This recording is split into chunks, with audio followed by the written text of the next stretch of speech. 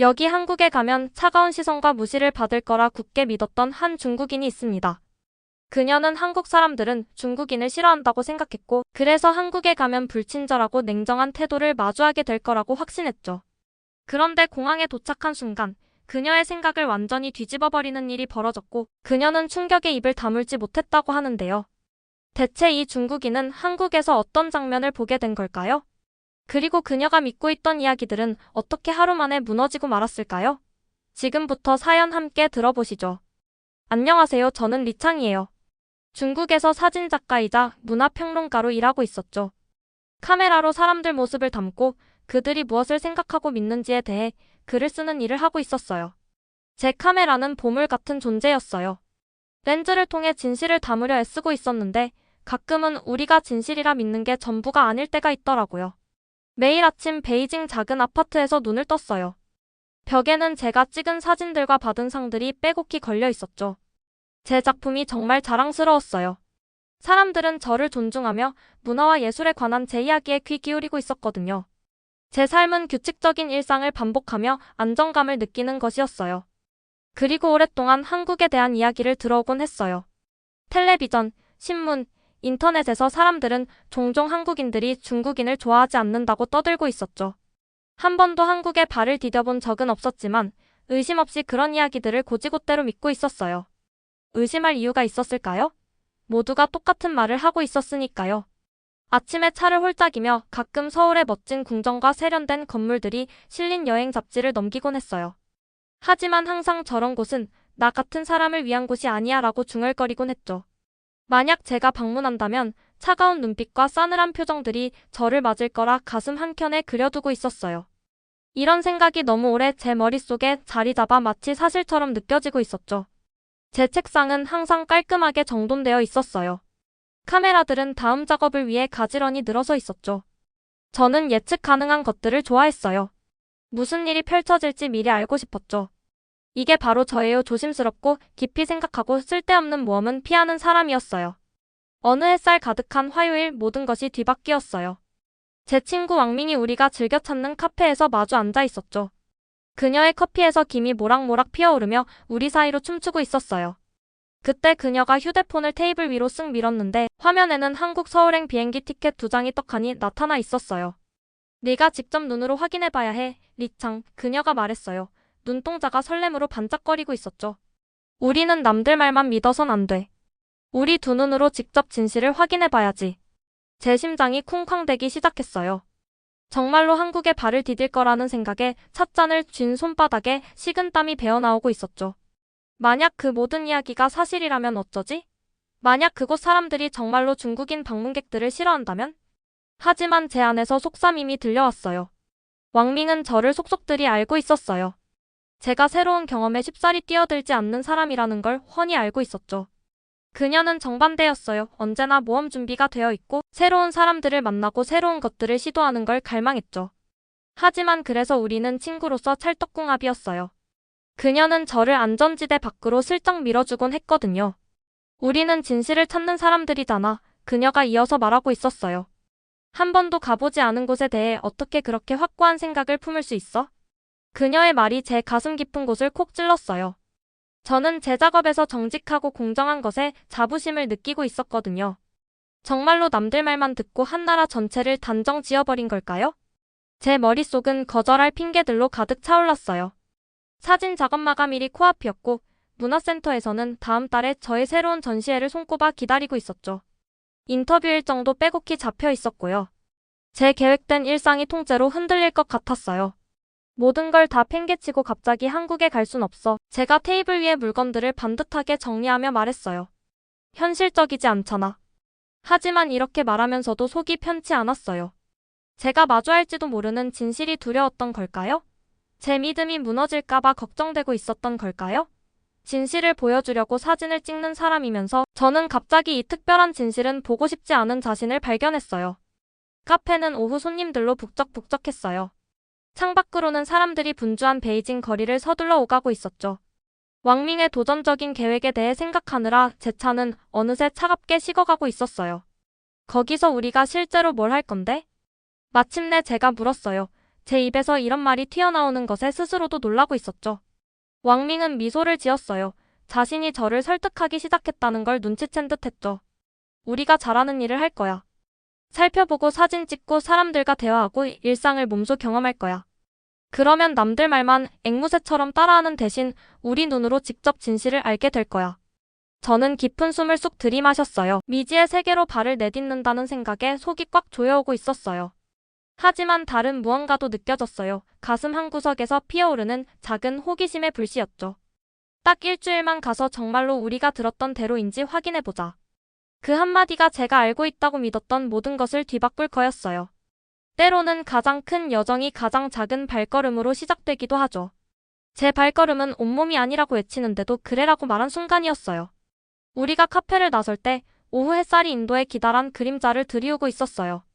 마치 제 그림자가 이미 한국을 향해 아직 상상조차 할 수 없는 경험들을 향해 쭉 뻗어가는 것만 같았어요.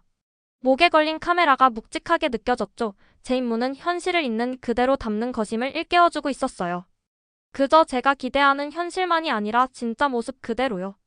그날 밤 저는 꼼꼼하게 여행 가방을 챙겼어요.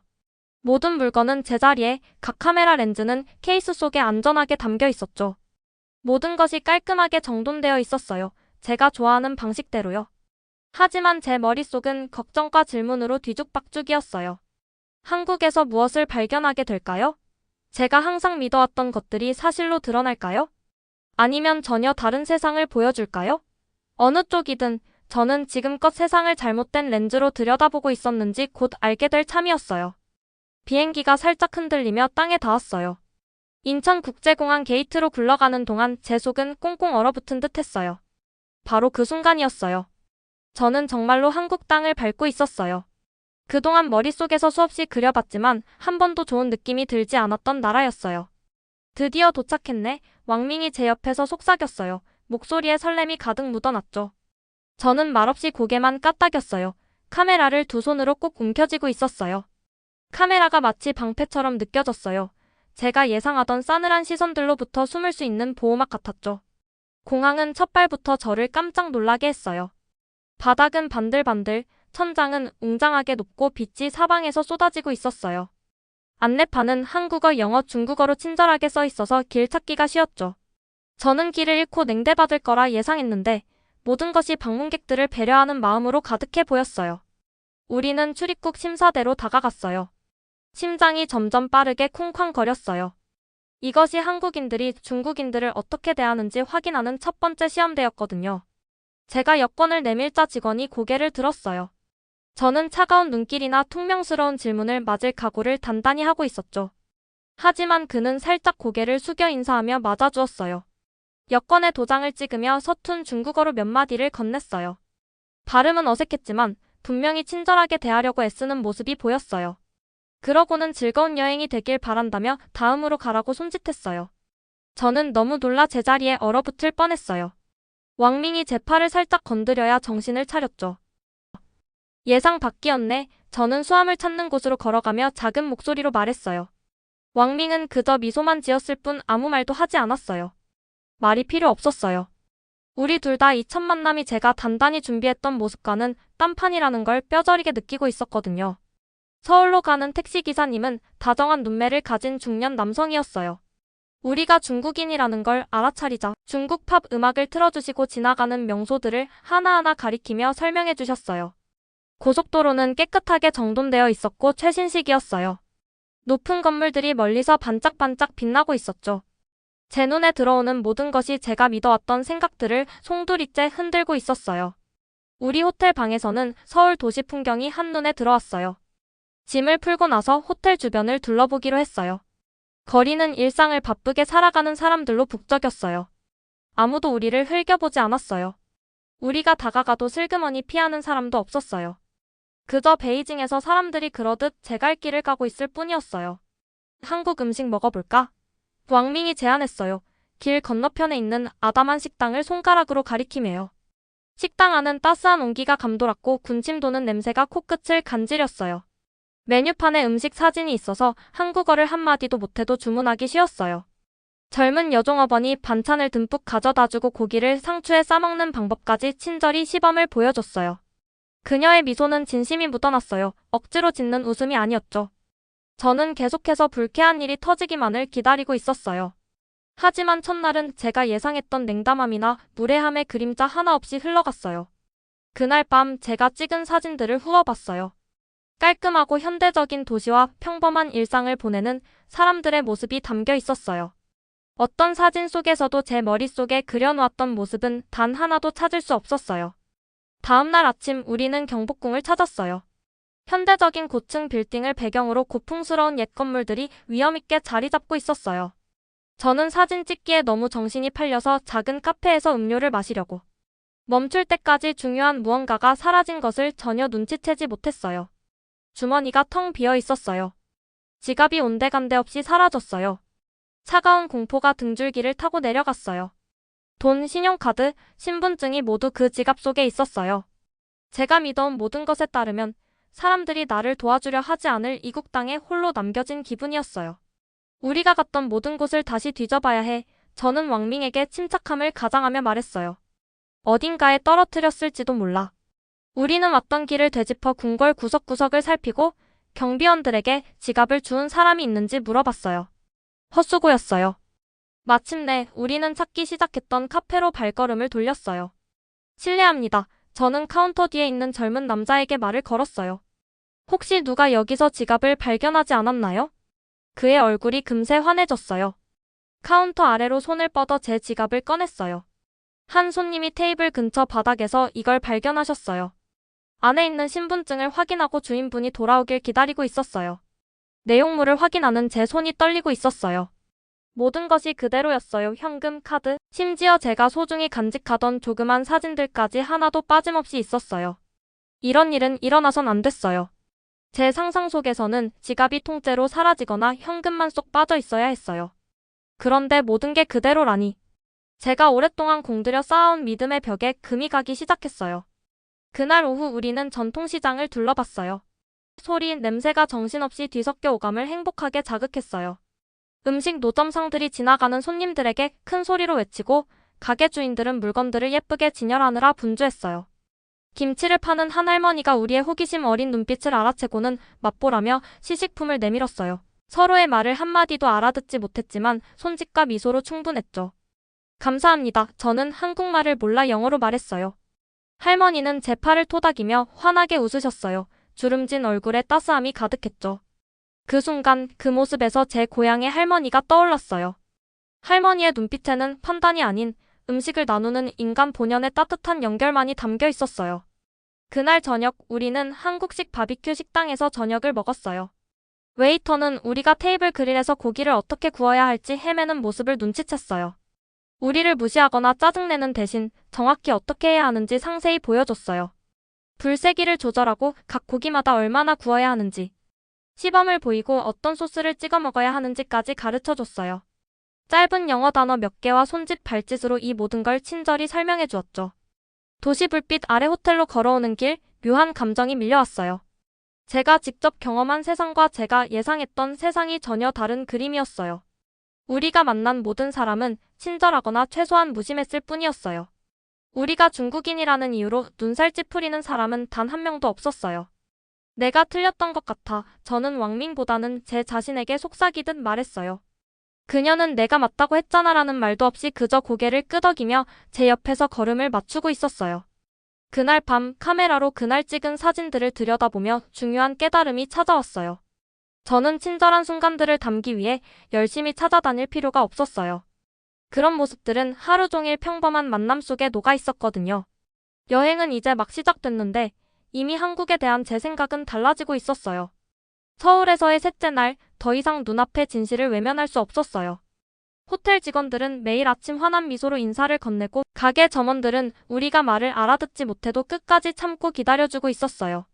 심지어 지하철에서는 길 잃은 듯 지친 표정의 관광객들에게 자리를 슬쩍 양보하는 사람들도 눈에 띄었어요. 좀 더 깊이 들어가 봐야겠어. 아침 식사를 하며 왕밍에게 말했어요.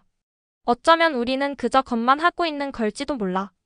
관광객 상대하는 사람들은 친절하게 교육받았을 수도 있잖아. 그녀는 고개를 끄덕였어요. 제가 믿음을 더 철저히 시험해보고 싶다는 마음을 훤히 꿰뚫어보는 눈빛이었죠. 저는 핸드폰을 꺼내 몇 달 전에 쓱 지나쳤던 이메일을 찾아봤어요. 송민재 감독님이라는 한국 방송 감독님이 제 사진 작업에 관심을 보이며 연락했던 메일이었어요. 그때는 공손하게 답장만 보내고 방문 제안을 거절했었죠. 이제 보니 그를 만나는 게 한국인들의 중국인에 대한 진짜 속마음을 들여다볼 기회가 될지도 모르겠다는 생각이 들었어요. 서울에 와 있으니 시간 되시면 만나고 싶다는 메시지를 보냈더니 1시간도 채 안 돼서 그날 오후 방송국으로 오라는 초대장 같은 답장이 도착했어요. 방송국 건물은 하늘로 쭉 뻗은 현대적인 모습이었어요. 반짝이는 유리벽으로 온통 뒤덮여 있었죠. 안으로 들어서자 분주한 전문가들의 세계가 펼쳐졌어요. 직원들이 서류와 장비를 들고 이리저리 바삐 움직이고 벽면의 스크린들은 제작 중인 뉴스와 예능 프로그램을 생생하게 보여주고 있었어요. 송 감독님이 로비에서 우리를 반갑게 맞아주셨어요. 키가 훌쩍 큰 남자분으로 진지한 표정 속에도 따스한 눈빛이 감돌았어요. 살짝 허리를 숙여 인사하고 악수를 건네셨어요. 연락해주셔서 정말 기쁩니다. 그가 말씀하셨어요. 오랫동안 당신의 작품 세계를 깊이 존경해왔습니다. 그는 방송국 구석구석을 친절히 안내해주셨어요. 뉴스와 드라마를 촬영하는 스튜디오를 하나하나 보여주시면서요. 우리가 만난 모든 사람들이 중국에서 온 문화평론가인 우리에게 존중과 관심의 눈빛을 보내주었어요. 송 감독님의 사무실 벽면에는 다큐멘터리 프로젝트의 사진들이 가득했어요.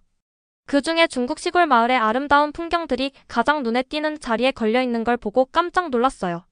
중국에 여러 번 다녀오셨군요. 저는 사진들을 유심히 살피며 말했어요.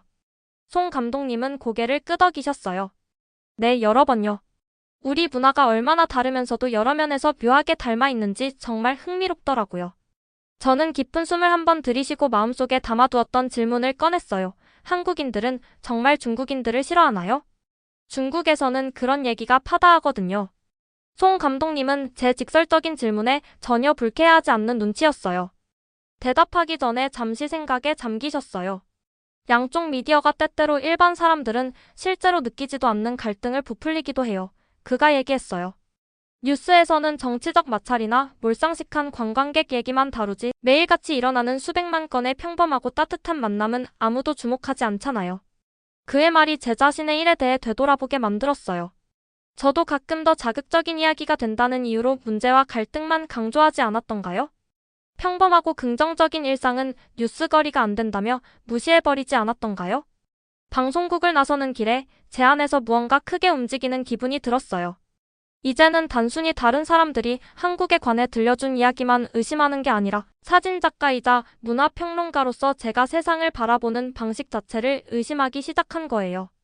그날 저녁 우리는 서울 야경을 내려다보려고 남산타워에 올랐어요.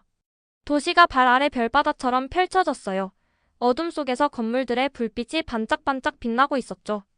숨이 턱 막힐 정도로 아름다운 풍경에 저는 그 마법 같은 순간을 담으려 연신 셔터를 누르고 있었어요. 우리는 경치에 너무 빠져서 떠나려고 자리를 일어날 때까지 중요한 걸 눈치채지 못했어요. 제가 놓아둔 벤치 위에 카메라 가방이 사라졌어요. 심장이 쿵 내려앉는 것 같았어요. 모든 사진들, 비싼 카메라들, 소중한 모든 것이 그 가방 안에 있었거든요. 바로 그때 왕밍도 주머니에서 핸드폰이 사라진 걸 알아챘어요. 우리는 미친 듯이 전망대를 뒤지고 다니며 벤치 밑을 들여다보고 주변 관광객들에게 혹시 우리 물건을 보지 않았냐고 물어봤어요. 허탕이었어요.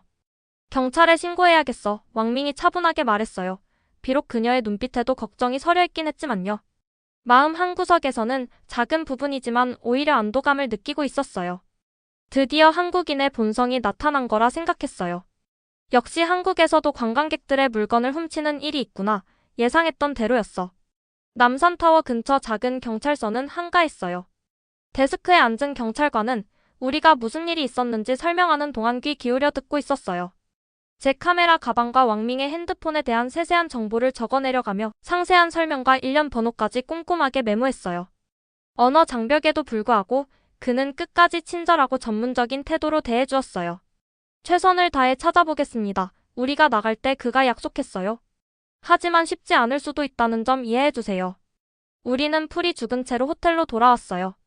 저는 침대 가장자리에 털썩 주저앉아 잃어버린 모든 사진들을 생각하며 울적해졌어요. 한국에 대한 제 시각이 바뀌고 있다는 증거들이었는데 갑자기 방 전화가 요란하게 울렸어요. 프런트 데스크였어요. 카메라 가방을 들고 오신 분이 계세요. 직원이 말했어요. 리창 씨를 찾고 계십니다. 우리는 허겁지겁 아래층으로 달려갔어요. 택시 기사님이 로비에 서 계셨는데 제 카메라 가방을 손에 들고 계셨어요. 그는 호텔 통역사를 통해 택시 뒷좌석에서 가방을 발견했다고 설명했어요. 가방을 열어 제 신분증을 확인한 후 직접 호텔까지 가져다 주셨다고요. 내 편견 너머를 볼 수 있게 도와줬어. 그게 친구가 하는 일이지. 그녀는 수수하게 대답했어요. 차갑고 적대적인 모습은 단 한 장도 없고 평범한 사람들의 일상, 따스한 친절의 순간들, 그리고 아름다운 풍경만 가득했어요.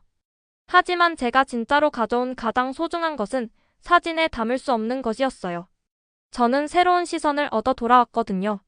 한국뿐 아니라 모든 것을 바라보는 새 시선이요. 내 생각에 의문을 품고 안다고 생각했던 것 너머를 보고 내가 틀릴 수도 있다는 가능성에 마음을 여는 법을 배운 거죠. 그날 밤 다음 전시회 계획을 세우기 시작했어요. 가슴이 두근거리며 가방 안을 확인했어요. 하나도 빠진 게 없었어요. 모든 카메라, 모든 메모리 카드, 심지어 조그만 개인 사진들까지 제가 두었던 그대로 그 자리에 있었어요. 이 기적을 제대로 받아들이기도 전에 또 전화벨이 울렸어요.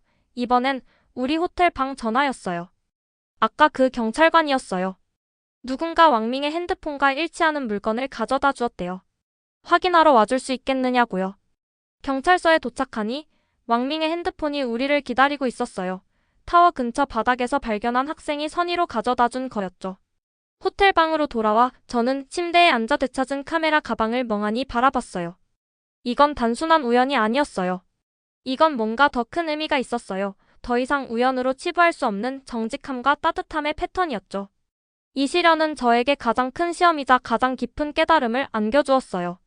제가 오랫동안 품어온 부정적인 믿음은 이제 단순히 의심만 받는 게 아니라 완전히 무너져 내렸어요. 다음 날 아침, 저는 이상하게 몸이 가벼워진 느낌으로 잠에서 깼어요. 마치 수년간 등에 짊어지고 다녔던 무거운 배낭을 누군가 슬쩍 내려준 것 같았어요. 새로운 눈으로 카메라 속 사진들을 하나하나 살펴봤어요. 친절한 가게 주인들, 도움의 손길을 내미는 낯선 이들, 아름다운 도시 풍경, 그리고 소소한 일상의 순간들이 가득했어요. 어떤 사진에서도 제가 찾으리라 예상했던 차갑고 불친절한 한국의 모습은 보이지 않았어요. 대신 예상치 못한 아름다움과 따스함이 넘치는 곳이 카메라에 담겨 있었어요. 오늘은 다른 사진을 찍고 싶어 아침 식사 중에 왕밍에게 말했어요. 어떻게 다른데? 그녀가 호기심 어린 눈으로 물었어요. 우리가 오기 전에 마음속에 그려뒀던 거 말고 지금 내 눈에 진짜로 비치는 걸 담고 싶어. 우리는 그날 시장, 공원, 골목길을 샅샅이 누볐어요. 공원에서 바둑을 두며 담소를 나누는 할아버지들, 길 잃은 관광객에게 친절히 길을 안내해주는 학생들, 건설 현장에서 도시락을 나눠 먹는 인부들까지. 한국뿐 아니라 세계 어디서나 매일 일어나는 소소한 친절의 순간들, 전에는 그냥 지나쳤을 법한 장면들을 하나하나 카메라에 담았어요. 그날 저녁 우리는 전통 식당에서 송 감독님과 다시 만났어요. 이번엔 대화가 한결 자연스럽게 흘러갔어요. 더 이상 적대감의 흔적을 찾으려 애쓰지 않았거든요. 그저 문화가 서로를 이해하거나 오해하는 방식에 관심을 가진 두 사람의 진솔한 만남이 된 거죠. 문화적 이해란 차이를 지워버리는 게 아니에요. 며칠 전까지만 해도 시도해보지 않았을 맛깔스러운 요리를 함께 나누며 송 감독님이 말씀하셨어요. 그 차이를 위협으로 보지 말고 흥미로운 것으로 바라보는 법을 배우는 거죠. 저는 제 사진 작업에 대해 생각했어요. 빛과 그림자가 사진의 깊이를 더하는 방식에 대해요. 아마도 다른 문화를 이해하는 것도 비슷한 원리일 거예요. 차이는 분열이 아니라 풍요와 깊이를 더해주는 요소인 거죠. 저는 수년간 제 작업을 통해 고정관념을 굳히는데 한몫했어요. 솔직히 고백했어요. 어떻게 그걸 바꿔나갈 수 있을까요? 송 감독님은 잠시 생각에 잠기셨어요. 새로운 이야기를 들려주는 것부터 시작하세요. 진솔한 이야기, 좋은 면과 나쁜 면, 단순한 것과 복잡한 것을 모두 담은 이야기요. 사람들은 진실을 보면 알아봅니다. 별빛 아래 호텔로 걸어오는 길, 한국에서 찾으리라고는 상상도 못했던 무언가를 느꼈어요. 단지 더 좋은 사진을 찍기 위한 영감이 아니라 더 나은 문화평론가가 되기 위한 영감이었어요. 이미 믿는 것의 확증이 아니라 진실을 더 치열하게 찾아 나서기 위한 원동력이었죠. 저는 차가움과 적대감을 기록하려고 한국에 왔었어요. 대신 저는 제 자신의 변화를 기록하고 있었어요. 편견의 안경을 쓰고 있던 사람에서 세상을 더 맑은 눈으로 보기 시작한 사람으로의 변화요. 목에 걸린 카메라가 새삼 다르게 느껴졌어요. 더 이상 단순한 이미지를 담는 도구가 아니었어요. 더 세심히 살펴보고 제 고정관념에 의문을 품고 놀라움을 향해 마음의 문을 열어두라는 일깨움 같았죠. 그것이 이 여행의 진짜 선물이었어요. 단지 한국을 새롭게 보는 게 아니라 모든 것을 새로운 시선으로 바라보는 방법을 배운 거였죠. 서울에서의 마지막 날이 순식간에 다가왔어요. 아침 햇살이 창문으로 쏟아지고 있는 동안 저는 여행 가방을 정성껏 꾸리고 있었어요. 베이징에서 출발할 때와 똑같이 모든 물건을 차곡차곡 넣었지만 가방은 같아도 저는 완전히 다른 사람이 되어 돌아가고 있었죠. 떠나기 전에 한 곳만 더 둘러볼까? 왕밍이 눈을 반짝이며 제안했어요. 우리는 북촌 한옥마을을 가기로 했어요. 서울에 번쩍이는 고층 빌딩 사이에 옛날 한국 집들이 모여있는 동네였어요. 좁디 좁은 골목길을 걸으면서 저는 옛것과 새것이 다정히 어깨를 맞대고 있는 모습에 마음이 뭉클했어요. 기와지붕이 유리 빌딩 앞에 자랑스레 서 있고 나무 문을 열면 옛집 안에 현대 생활이 숨쉬고 있었죠. 마치 제 여행을 그대로 보여주는 풍경 같았어요. 오랜 믿음이 새로운 깨달음에 자리를 내어주는 모습 그대로였죠. 사진 한 장 한 장을 찍을 때마다 정성을 다했어요. 더 이상 제 생각을 뒷받침할 증거를 찾는 게 아니라 그저 있는 그대로의 모습을 담고 싶었거든요. 한 할아버지가 제가 그의 멋진 한옥을 사진 찍는 걸 눈여겨보셨어요. 베이징이었다면 쫓겨나거나 돈을 요구받았을 거라 생각했는데 할아버지는 환한 미소를 지으시며 길에서는 보이지 않는 작은 마당을 가리키셨어요. 플리즈, 간단한 영어로 말씀하시며 들어와서 더 좋은 사진을 찍으라고 손짓하셨어요. 마당 안에는 작은 연못이 있는 아담한 정원이 숨어 있었어요. 고요하고 아늑한 공간이었죠. 사진작가라면 누구나 꿈꾸는 그런 진짜 보물 같은 장소였어요. 머무는 동안 배운 한국식 인사법으로 허리를 살짝 숙여 감사 인사를 드렸어요. 마을을 빠져나오는 길에 쉬는 시간에 아이들이 뛰노는 학교를 지나갔어요. 아이들은 중국이나 세계 어디서나 그렇듯 까르르 웃으며 뛰어다니고 있었어요. 한 꼬마 여자아이가 우리를 발견하고 신나게 손을 흔들었어요. 저도 환하게 손을 흔들며 아이들은 원래부터 편견이 없다는 생각이 떠올랐어요. 그건 어른들에게서 배우는 거니까요. 공항으로 가는 택시 안에서 기사님이 한국 여행이 어땠냐고 물으셨어요. 예전 같았으면 예의 바른 대답만 했겠지만 이번엔 솔직하게 한국에 대한 제 생각이 어떻게 바뀌었는지 말씀드렸어요. 기사님은 제 말을 딱 알아들은 듯이 고개를 끄덕이셨어요. 많은 손님들이 그렇게 말해요. 처음엔 걱정, 두 번째는 행복. 그리고 미소 지으며 덧붙이셨어요. 다시 오실 거죠? 네, 망설임 없이 대답했어요. 아직 볼 것도 배울 것도 산더미처럼 많아요. 비행기가 구름 위로 솟아오르며 우리를 중국으로 데려가고 있었어요.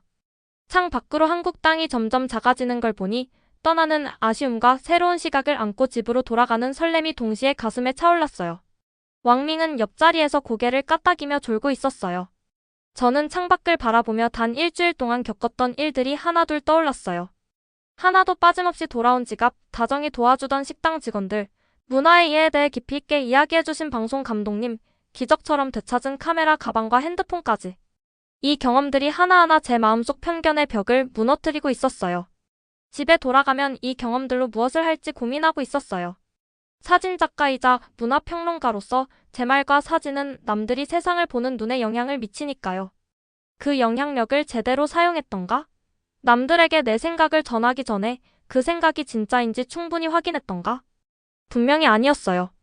저는 한국에 대한 이야기를 그냥 받아들이기만 했죠. 열린 마음으로 진실을 찾기보다는 이미 믿고 있는 것만 뒷받침하는 증거만 찾고 있었어요. 이제부턴 달라질 거라고 제 자신에게 작게 속삭였어요. 베이징에 내리자 익숙한 고향의 풍경과 소리가 우리를 맞이했어요. 북적이는 공항, 중국어 안내 방송, 중국 특유의 분주함까지. 다 똑같은데 뭔가 달라 보였어요. 마치 새 안경을 쓰고 내 나라를 처음 보는 것처럼요. 아파트로 가는 택시 안에서 베이징을 새 눈으로 바라봤어요. 내가 의심해보지 않은 것들이 얼마나 많을까? 제대로 따져보지 않고 믿어온 것들은 또 얼마나 될까? 너무나 잘 안다고 생각했던 이 도시가 갑자기 새로운 발견으로 가득 찬 곳으로 느껴졌어요. 집에 도착해서 조심스레 카메라를 꺼내 컴퓨터에 연결했어요. 한국에서 찍은 사진들이 화면을 가득 채웠어요. 내가 예상했던 것과는 하늘과 땅 차이로 다른 풍경들이었죠. 한국에서 찍어온 사진들로 전시회를 열었어요. 렌즈를 깨고라는 제목으로 우리 고정관념이 어떻게 보는 것을 왜곡하는지를. 그리고 직접 경험이 어떻게 우리 눈을 맑게 해주는지 보여주는 전시회였어요. 한국에서 찍은 사진들로 제가 기대했던 것과 실제로 발견한 것을 나란히 보여줄 거예요. 직업적으로는 위험할 수도 있어요. 어떤 사람들은 제가 생각을 바꾼 걸 비난할지도 몰라요. 또 어떤 이들은 제가 한국에 대해 너무 좋게만 말한다고 할 수도 있고요. 하지만 체면을 지키거나 낡은 믿음을 고집하는 것보다 진실이 훨씬 중요했어요. 다음날 아침 왕밍에게 전화해서 고마움을 전했어요. 그녀가 등을 떠밀어주지 않았다면 절대 이 여행을 하지 않았을 테니까요. 네가 내 눈을 열어줬어. 진심을 담아 말했어요. 친구란 서로가 보지 못하는 부분을 볼 수 있도록 도와주는 거야 라고 왕밍이 말했어요. 사진작가로서 저는 항상 제 일이 다른 사람들이 세상을 또렷이 볼 수 있게 돕는 거라고 생각했어요. 이제야 깨달았죠. 때로는 가장 명확한 시야가 필요한 사람이 바로 나 자신이라는 것을요.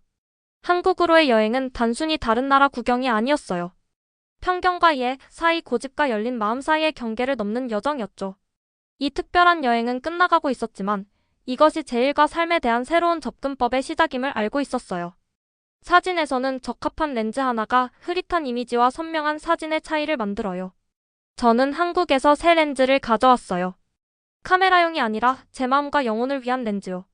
이 렌즈로 보니 세상이 전보다 훨씬 밝고 복잡하고 아름답게 빛나고 있었어요. 이제부터는 카메라 설정만 확인하는 게 아니라 제 생각도 점검할 거예요. 뷰파인더로 보는 것 넘어 내 선입견 너머까지 볼 거예요. 그리고 단순한 이미지가 아닌 진실을 담아낼 거예요. 그 진실이 나를 놀라게 할 때조차도요. 이것이 제가 한국에서 진짜로 가져온 보물이에요. 이제 제가 다른 사람들과 나눌 소중한 선물이죠. 오늘의 이야기는 여기까지입니다. 지금까지 시청해주셔서 감사합니다. 오늘도 웃음이 가득한 하루 보내시길 바랍니다. 밝은 마음이 건강과 행복을 불러옵니다. 여러분의 댓글 하나하나가 터치글로벌을 더 재미있는 공간으로 만들어줍니다. 좋아요는 터치, 구독은 글로벌하게. 놓치기 아까운 이야기들, 알림 설정까지 해두시면 가장 빠르게 만나볼 수 있습니다. 오늘도 터치글로벌과 함께 해주셔서 감사합니다. 다음 영상에서 또 만나요.